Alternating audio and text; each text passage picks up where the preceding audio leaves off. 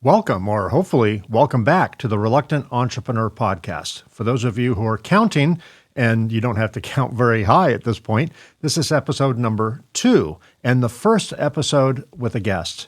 Normally, this is part of the show where I provide a detailed bio of my guest, but instead of doing that, I'm going to let someone else introduce my guest. You may have heard of him. Here's Tony Robbins. Gentleman who's a dear friend of mine. He's helped me immensely, and he's been a consultant to some of the biggest companies in the world. Here's a guy that started literally from nothing, but back in the early days of the web, he was already the guy that was, writing some of the first CD-ROM games, did some of the first Mac games that existed, went out and became the guy that set up all those initial websites for Sony and for Columbia TriStar and for Fox.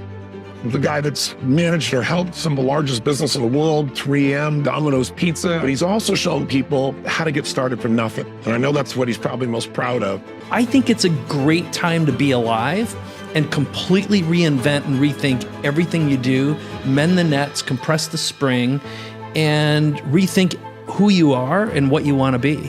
And ask yourself, how many lost opportunities in time will you miss if you hesitate?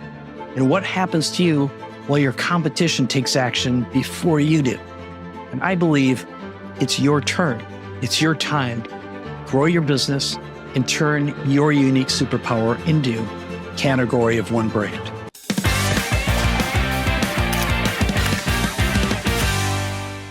It's my pleasure to welcome serial entrepreneur, 13-time #1 best-selling author, speaker, and interactive online personality and influencer, Mike Koenigs.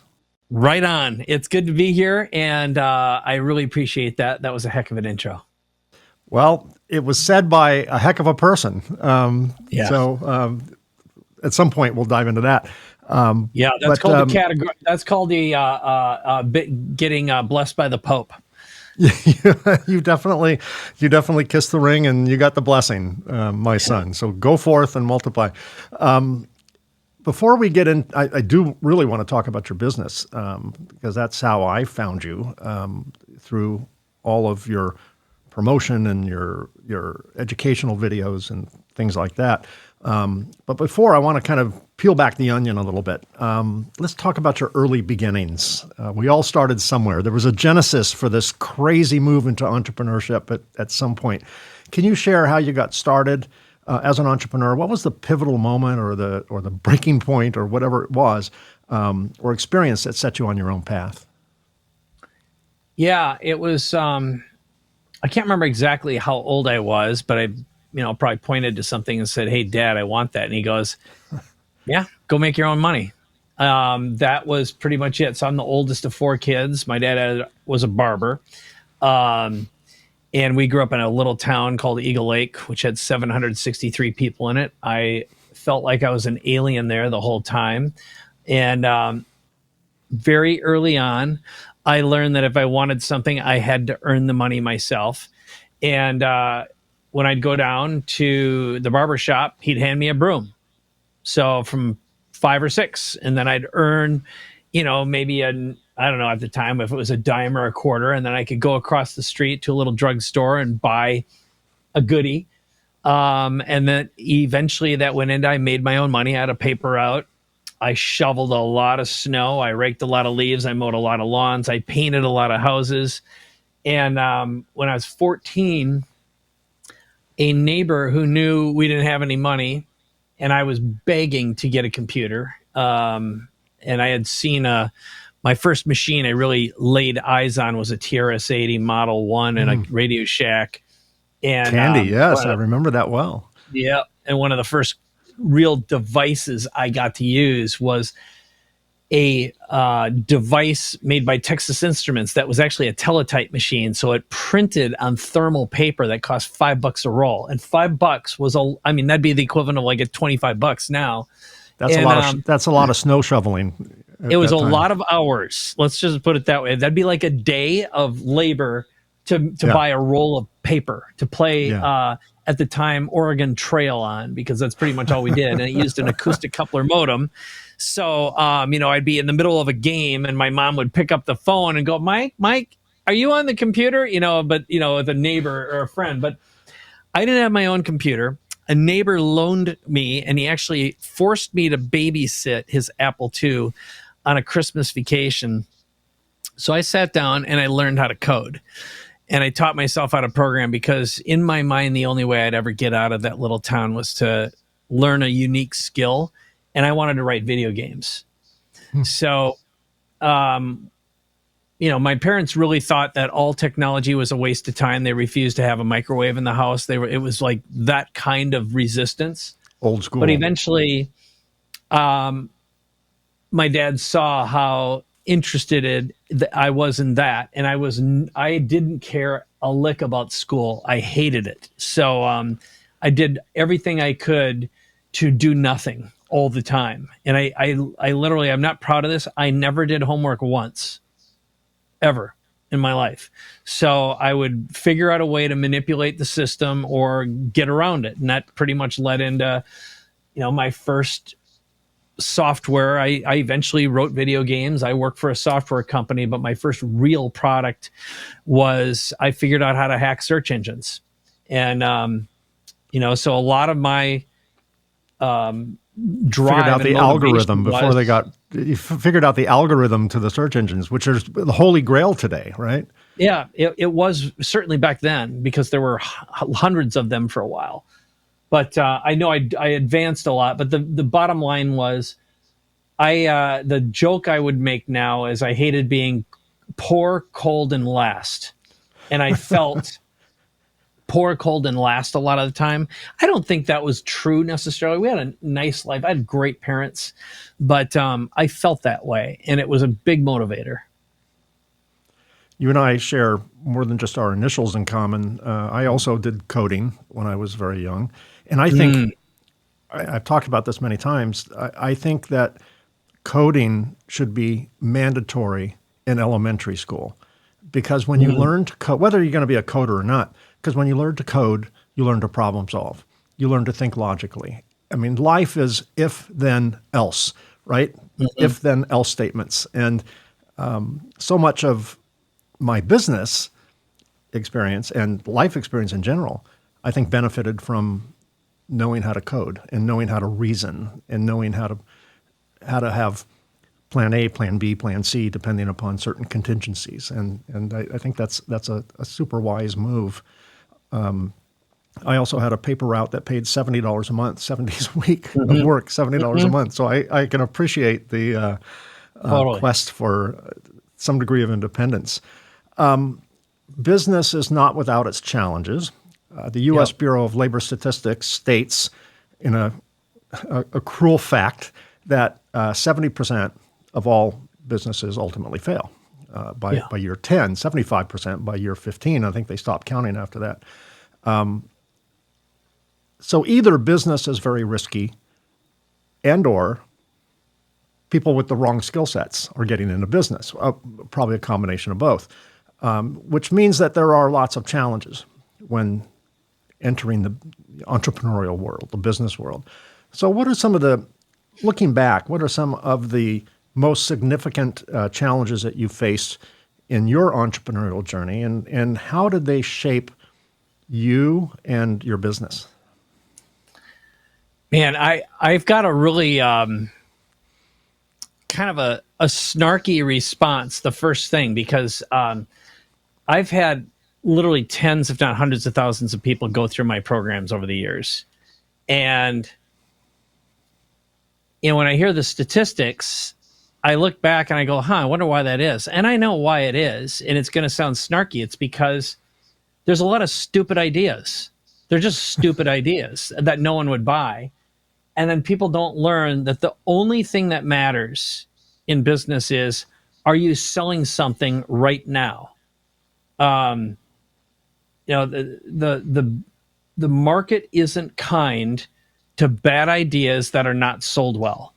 And good marketing will outsell great products. And that isn't to make a judgment call or a this is right and something else is wrong thing. It has nothing to do with that. It is just the way it is. And so I think, speaking for myself, here's what happened. After high school, I wrote code, and my first job writing code full time paid $14,000 a year. And I also consulted. I built PCs. I worked retail at a computer store. And I don't even remember what else I had for a side hustle. I easily worked 100 hours a week. And that was because I felt like if I wasn't, I was getting behind, and I wanted to afford having technology, because to me, technology was freedom. But I wasn't a bad employee, but I realized I'm not a good employee. I never was. I don't belong working for someone else, because my ideas were better, and I was better at selling things. I think I had an intuitive nature, and I know that sounds egotistical, but I got to prove it with my next real business, which was Digital Cafe, and my business partner and I created and launched this business. And he was a filmmaker. I knew how to write video games. And so we made marketing fun. And we outsold $1 billion agency, eventually the agency that bought us because we outfund them all. And we picked up clients like General Mills and BMW. And we knew how to package something that was sexy and something different and unique. It's fascinating. Yeah, there's a lot of common traits here. In business, obviously there are challenges. There are pitfalls. I do believe what you said is accurate. Stupid ideas aren't going to see the light of day because they're stupid ideas. I sound like an ass. I know that. That's like a Captain Obvious statement. It's like, well, duh. Although people try every day, which probably fuels some of that 70% statistic. But I think also that someone can have a smart idea, an idea that's needed, the idea of its time, and they can still screw it up because they screw up the whole business aspect of it. There are probably countless examples of great products run by terrible companies, and then that just opens the door for someone else to go, hey, I got into my business because the very niche space I'm in within the electronics world was not being served well. And there was a company that built a product that had a kernel of greatness to it, potential, I should say, but they just weren't doing it right. They just half-assed it, and it was bad. So it didn't really get any respect in our industry. It was a little bit of a joke. And, I just kind of took that. I didn't invent the product. Kind of like Steve Jobs. I'm not comparing myself to Steve Jobs, but Steve Jobs didn't invent the mouse or the GUI, the graphic user interface. He saw that at Xerox PARC and he went, that's brilliant. And he brought it in and exploited it in a good way. And, he knew how to market a business. I'm not sure if he knew how to run a business, probably did, but he certainly knew how to market a business and did well with it. Good product, good acumen at some point. Yeah. I totally agree with you. Let's start off with, getting rid of all the dumb ideas. And then that statistic will probably come down a little bit and get a little bit closer to 50-50. And then the rest is probably, learning how to not do all the mistakes we probably made when we were, in our early days. Yeah, I would add a couple things. I was looking, I've written a bunch of books. It turns out I've written 19 books, so I'll have to update my bio. Update your bio. I shorted you 6 books. Yeah, that's all right. But I was looking at one of my slides because one of my books that I wrote is called Punch the Elephant. It is how to sell anything to anyone, even if you hate to sell. And the elephant is the elephant in the room. So the whole idea is you want to knock out the elephant before you walk into the room. And whatever the big primary objection that someone has, that's the elephant in the room. And by definition, a perfect offer, and this came from, I got this from a really pretty famous copywriter. His name is Paris Lampropoulos, and he thinks he got it from another friend of mine named Alex Mandosian, who's a really good marketer. But an irresistible offer is something that has, number one, a perfect outcome. Number two, has a very high probability of success. Number three, delivered in a short time frame. Number four, with very little work. Perfect outcome, high probability of success, short time frame, very little work. And if you look at anything, I think there's that, and then there's the other side, which is market timing, sexy packaging, and there's wrappers inside of this. So if there was an easy answer to creating and starting a $1 billion company, everyone would have one. Okay, business is hard, markets change, buying behaviors change, and technology and innovation is always moving at an incredibly fast pace that is not predictable, not really. And so, I think great business is just as much art as it is science. Great marketing is just as much art as it is science. But I'll take great marketing over the best product anytime, even though I don't really believe that. Of course, I want the best product, but the best marketing will win. Well, that's true. We've all been victims of buying into the hype, getting the product. And, I when I was a kid, I'd go to Disneyland, and they had a magic shop there, and there'd be a very talented magician behind the counter that would perform some trick. And then for $10, we could buy the trick. And I was so excited. I'm going to be the envy of all my friends. I'm going to be that magician. I'd get home, open the box, and it was a stupid trick. Basically, the instructions were, do this and don't let anyone see you do it. Yeah. So, and I was always deeply disappointed and angry that I got duped. And yet, that's a good example of the marketing, in this case, of well-skilled magician, got me. And we've seen that. Marketing trumps so many things, unfortunately. Yeah, for sure. We've all been down that road. In your experience, you've had a lot of companies under your belt, and you've worked for a lot of companies. One of the things that I learned when I was building my company is growth is a double-edged sword. I used to belong to some CEO peer groups, which were valuable at that time in my company's life. And, I like to joke that these CEO peer groups are a time when you all get together and lie about how good you're all doing, right? And once a year we have to show our books, and then it's like everything gets real. But their answer to everything was grow.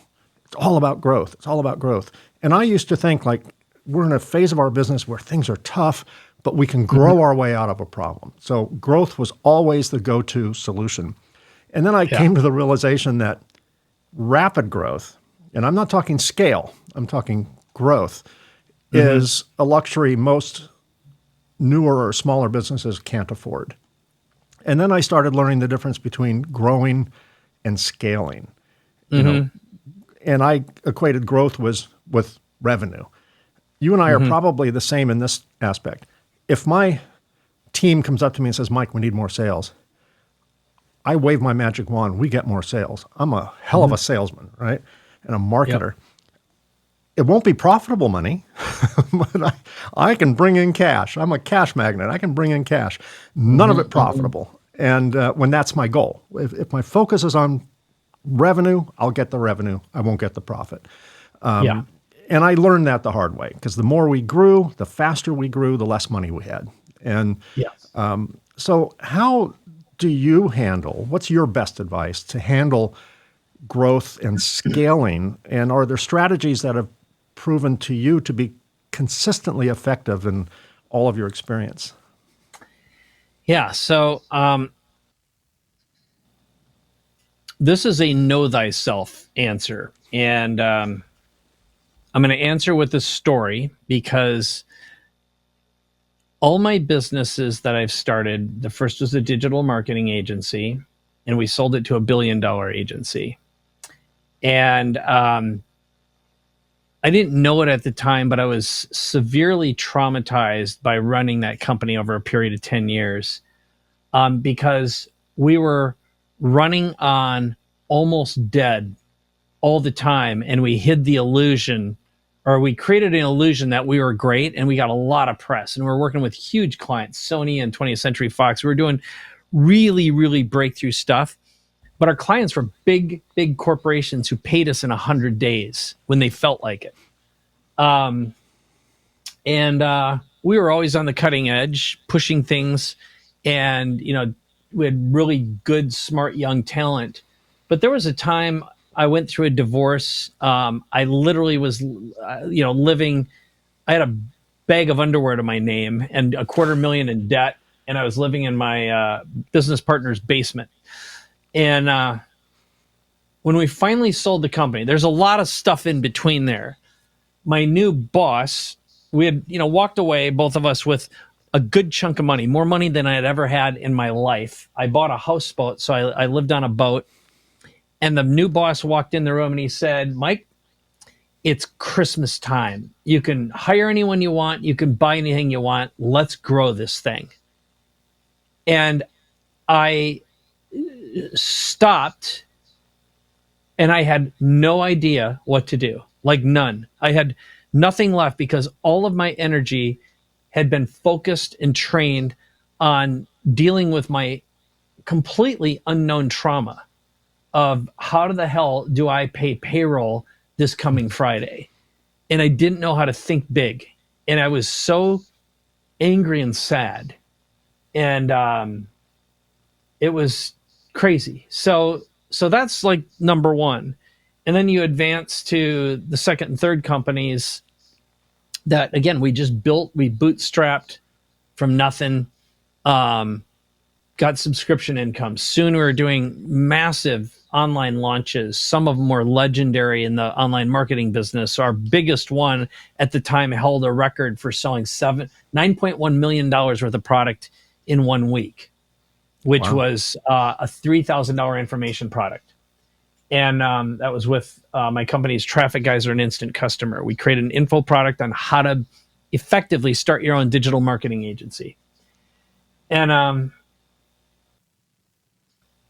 when we sold that, I had a new level of trauma to deal with. And what I didn't learn until I had sold my most recent company, was I hate scaling. I'm good at startups. I'm good at inventing stuff.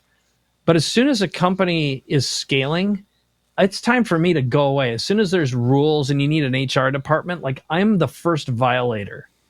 I'm not going to follow some rules and adhere to. It just drives me nuts. If I got to play fake guy in a boardroom, I quit. So I don't belong. I think entrepreneurs make terrible employees because we're bulls in China shops. We're not rule followers. We draw outside the lines. No. And you and I and any entrepreneur would get fired within at least the first day. Yes. So now I'm going to get to the point. Besides saying I'm not an operations guy, but I appreciate people who are. And what I did when I sold my last company is I really did a lot of inner work. And again, I'd say trauma therapy. I did a lot of inner work. And I wound up figuring out what I was going to do next. And a couple of years later, when I could finally articulate it, I wrote this book. It's called Your Next Act. And it's basically the 6 growth accelerators for creating a business you'll love for the rest of your life. And here's why I wrote it, because I talked to a lot of founders, a lot of owners, many of which had sold their businesses. And when they were done, especially those that had big companies, maybe a public exit, bought by a big company, had lots of employees, they said, never again. And so my hook is I created a business, and now my core business is creating lifestyle compatible businesses that are high net, low overhead, fewest moving parts, that are designed around your unique superpower that accelerates that. And you can have a very nice, comfortable, multi-million-dollar business, even up to 8 figures, that have very few employees, lifestyle compatible, meaning you get to decide when and how much you work. That is incredibly satisfying. And I think the lie that scaling is good or positive, look, it is for some people. God bless you.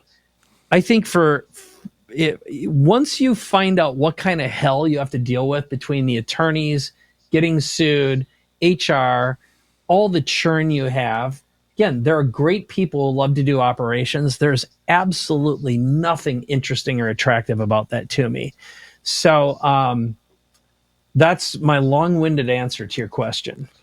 That's a great answer. And you covered some of similar experiences or observations that I had as well along the way.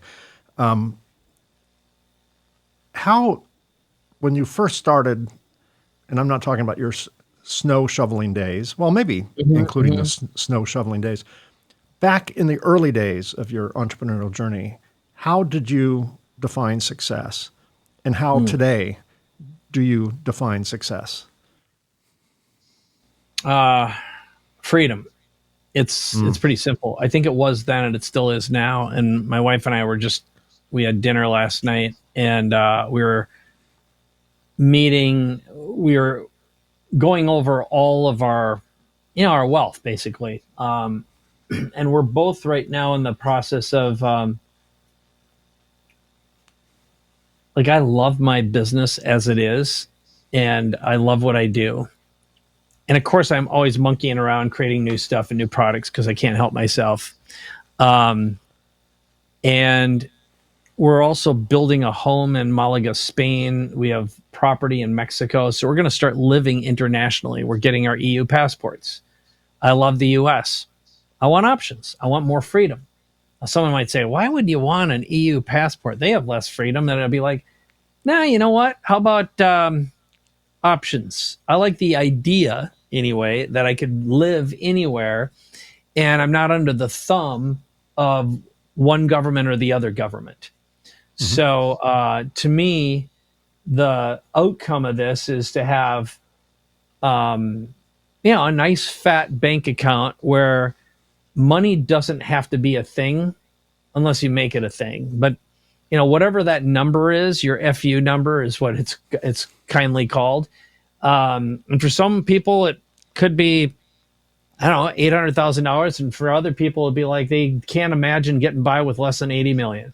I know people who they're not done until they have $1 billion. Slumming it on 80 million. Yeah. Yeah. Yeah. And I know folks like that. I know very depressed people who have $100 million in relatively liquid net worth. And we all live inside an illusion in our brains. So just remember, we all have hallucinations, and it's the thing inside our head. And you either have happy or sad hallucinations going on in there. But to me, I like the idea that being able to take a month off every 4 months is very attractive to me. Knowing that I could quit working anytime I want to is a level of freedom. I like the idea of being able to travel into any country I want to, no matter what government says what. So if you want to go somewhere that one government says you can't go to, well, use a different passport. When an entrepreneur who doesn't follow rules, which is the nature of an entrepreneur, decides to be a tourist, you don't follow the rules either, right? You don't want the rules. You don't want the guardrails set up. You want to, even though you might stay within them, you want the freedom to go off where the guardrail would be. I think, tomorrow and the next day, I've got a client in town, and I love this guy. His name's Charlie Epstein. We created a one-man comedy show called Yield of Dreams. So imagine a one-act. So it's a one-man comedy show about money. He is a financial advisor. So if someone would come to you and say, hey, I want to work on marketing, you're like, great. And then it's like, I'm a financial advisor. And it's like, boo. First of all, they're heavily regulated. Compliance all over the place. What the hell can you do? You can't even write a damn book. But turns out we could create a comedy show about money. So what's the tagline? Awesome. Yield of dreams, buy it and they will come. I mean, what? It's we didn't go that far, but the whole focus is want to stop living for the weekend and instead make it feel like it's the weekend. And so it's basically the whole show debunks your myths about money and makes money funny. And it's all about destroying money myths. And it's a really, really entertaining show. And he's got a book called Paychecks for Life. And so the vision, what we're doing the next couple days, is we're inventing a brand new product that will help hopefully alleviate, or even better yet, eliminate, we'll just say reduce veteran suicides, which are 22 a day, which directly affect 50 people around them, but also the way veterans, their pension systems, it's a revolutionary way of creating new pension opportunities. And got some great people involved. And we're basically going to sit down and in a couple days invent a whole product and make it real.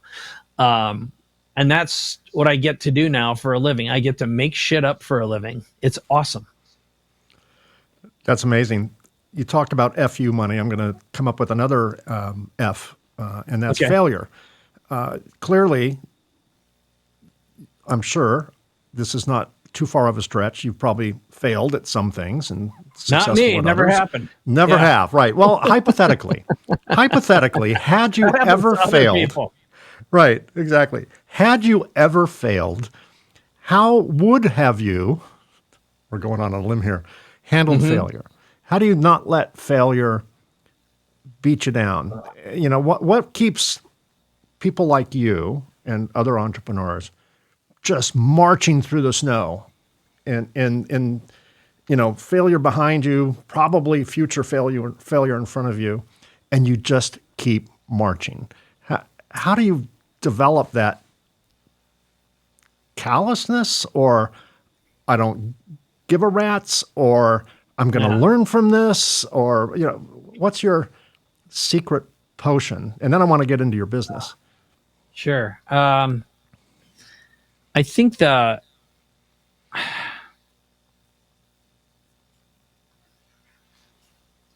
of all, I just chip away at stuff nonstop. And, you know, my dad was a super remarkable guy in a lot of ways. He grew up very poor on a little tiny farm in Iowa, one of 8 kids, youngest boy.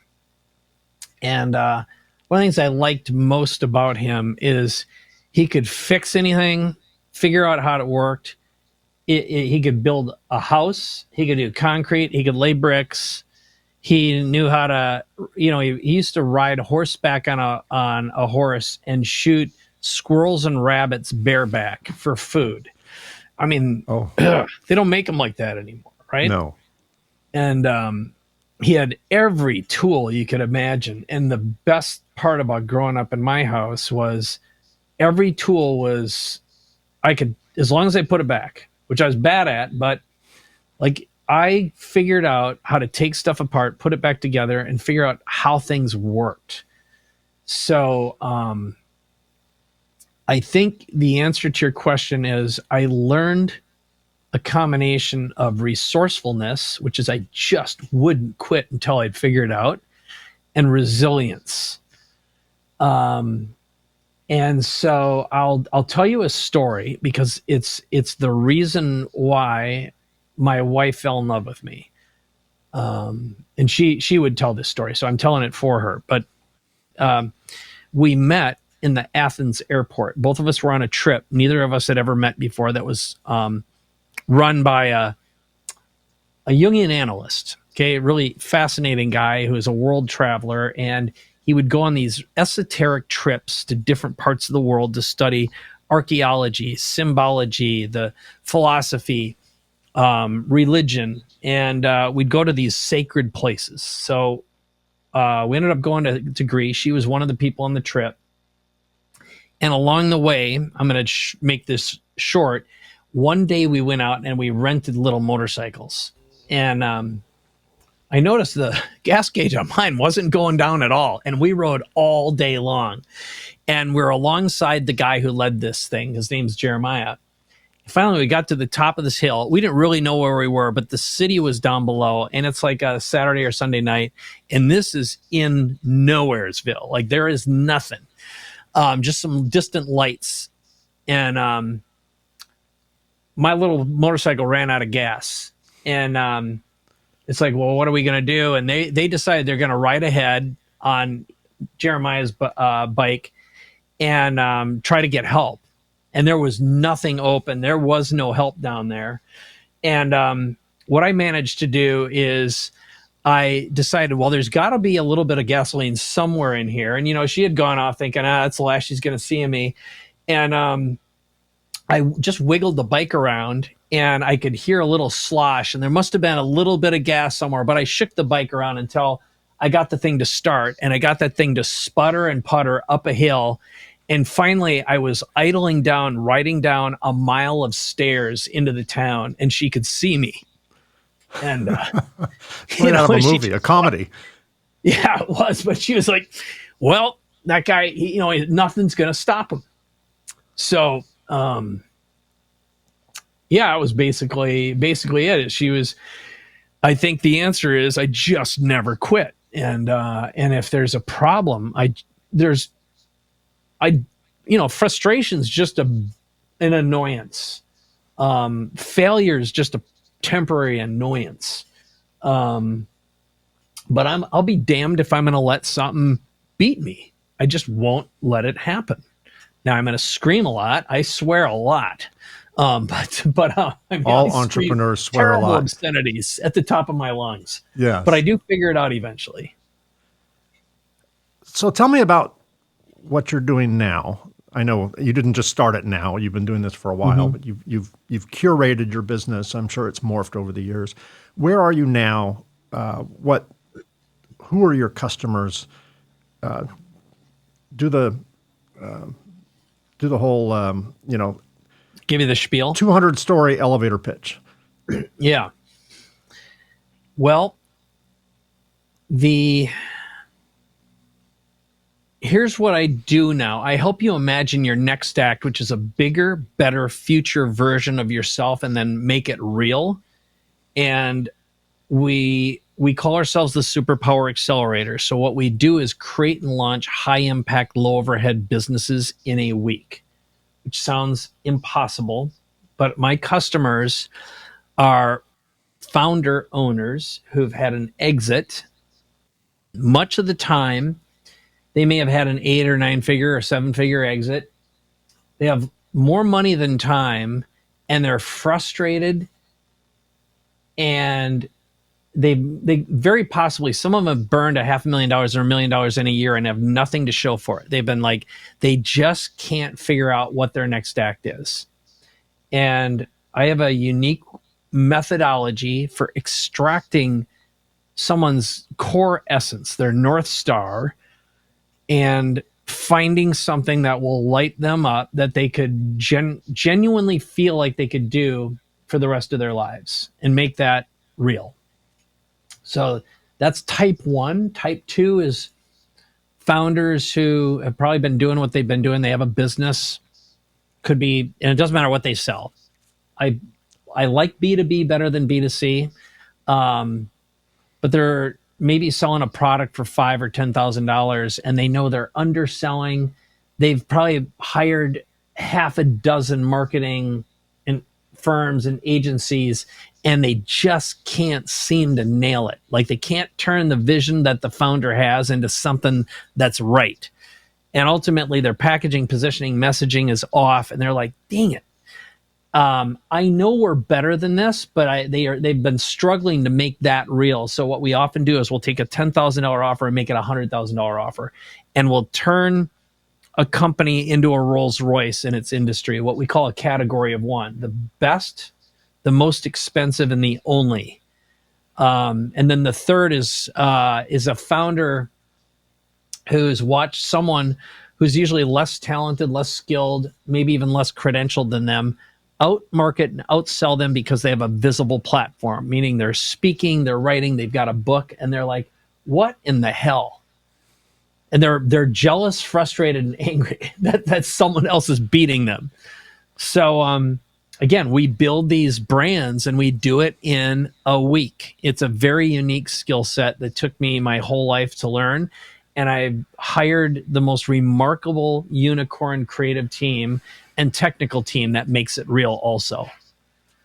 So your clients today are not brand new, hopeful, deer in the headlights entrepreneurs. They've been through either the corporate world or the entrepreneurial world, and they're on their second season. Is that a good way to describe it?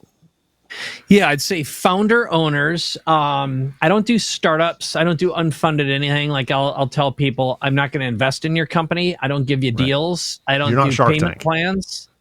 You're not Shark Tank. You're not Shark Tank. No. And Shark Tank's a lie anyway. Anyone who's been through it knows that they always screw you and they adjust the deal afterwards, and almost none of those deals ever go through. It's television. Right.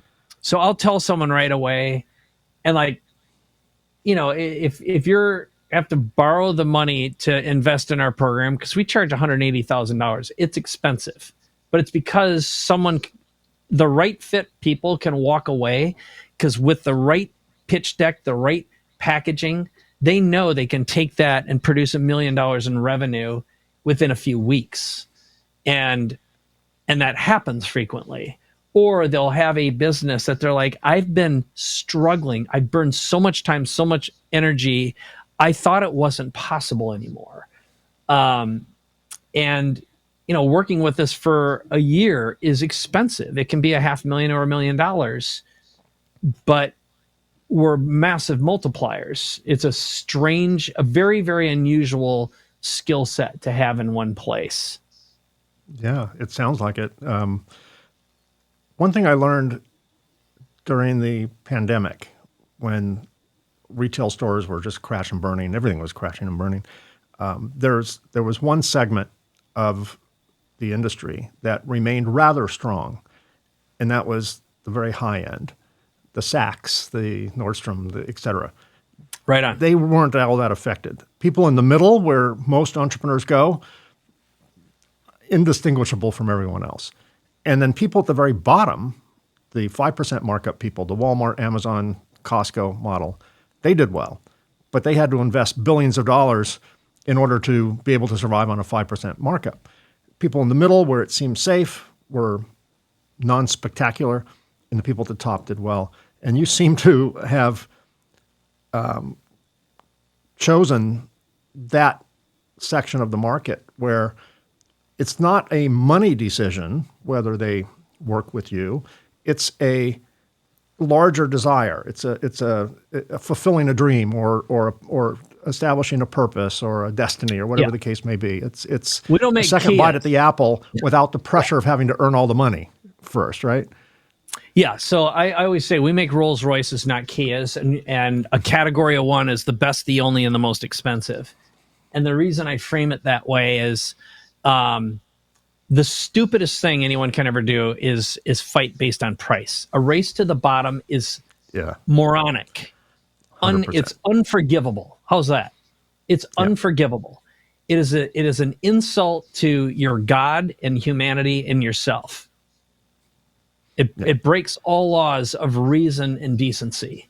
So Tell me how you really feel, Mike. Positively refuse. Yeah, exactly. I refuse to participate in it because it's so stupid.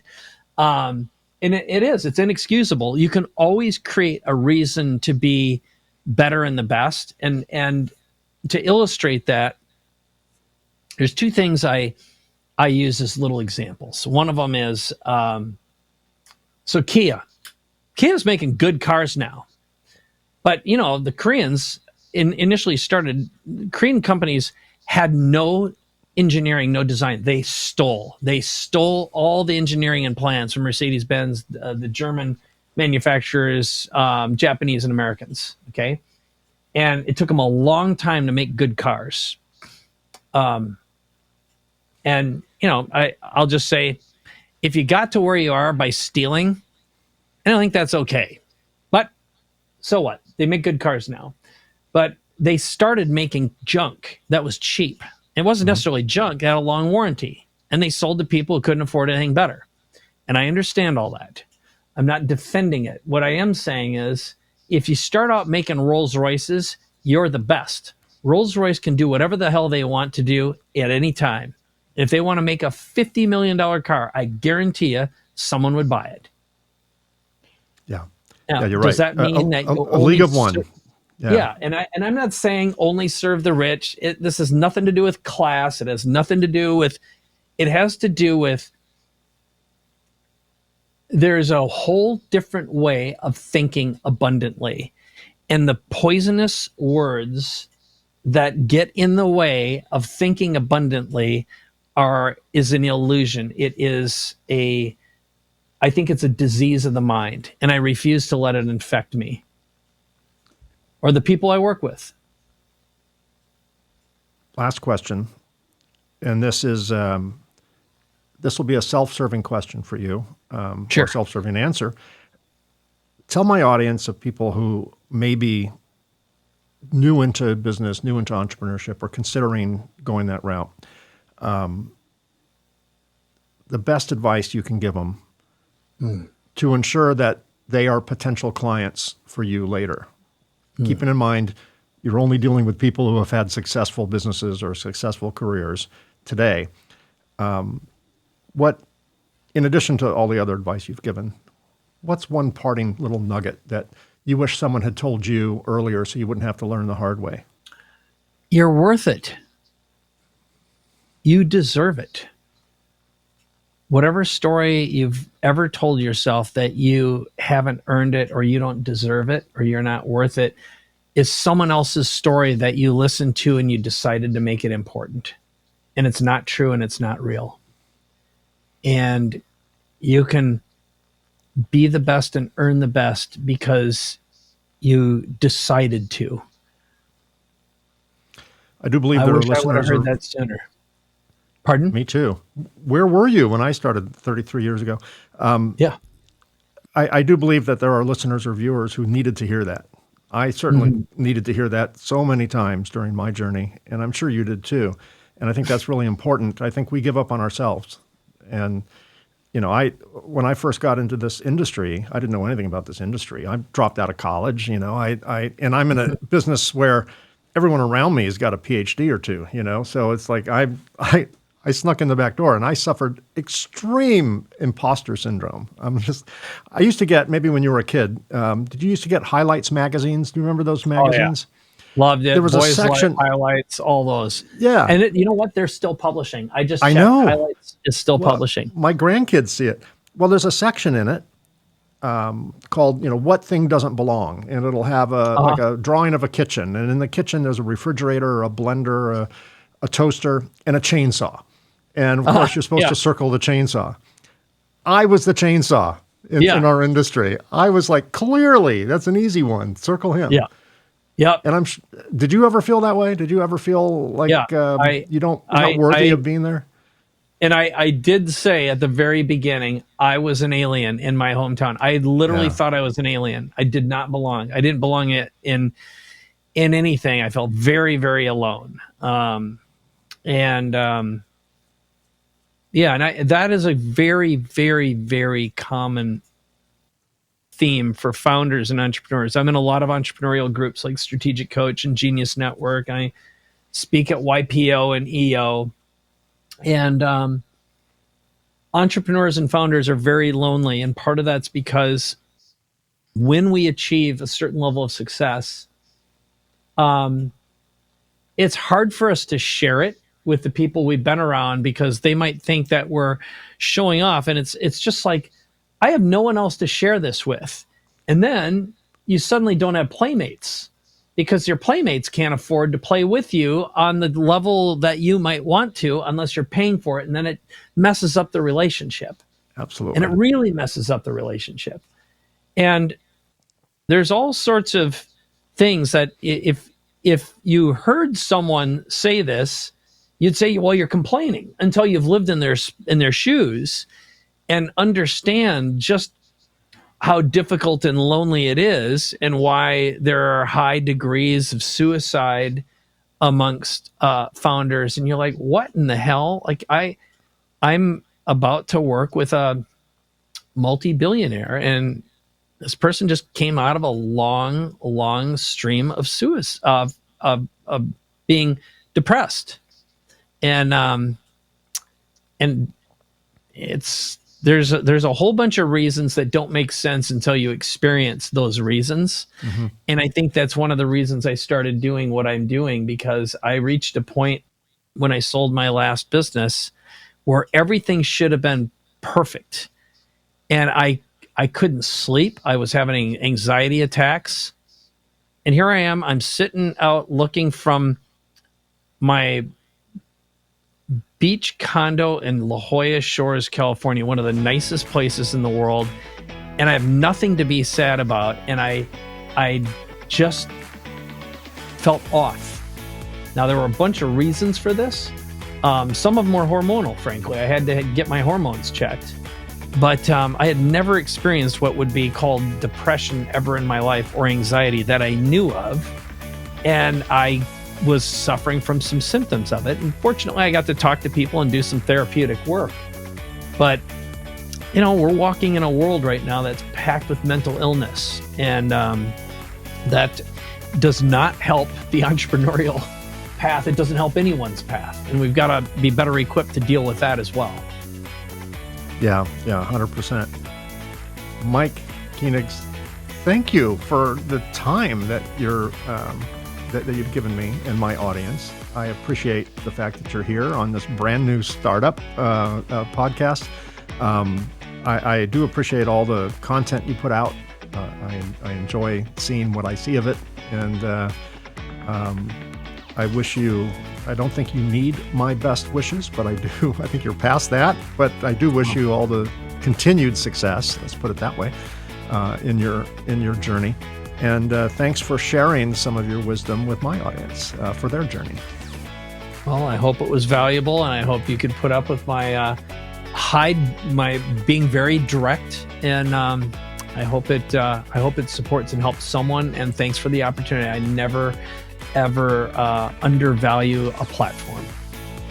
Well, thank you. And for my audience who would like to know more about Mike's business, if you're watching this on YouTube, look down below and you'll see show more, and then you can click on that and you'll get to see some links to Mike's business. And if you're listening to this on your favorite podcast app, once you pull over, don't do it now if you're driving, once you pull over, go on to the show notes on your favorite podcast app and you can see the same information there. So once again, Mike, thanks for being here. I really appreciate it. Total pleasure. Well, that's a wrap. Thanks for joining me on episode number 2 of the Reluctant Entrepreneur podcast. A special thanks to Mike Koenigs for being my first guest on the show. The Reluctant Entrepreneur podcast is available on all major podcast sites and on the Reluctant Entrepreneur YouTube channel. We've been busy recording future episodes with fascinating guests, so don't miss out. Subscribe to the podcast to be notified when new episodes are released. If you're an entrepreneur and would like to be a guest on my show, please let me know.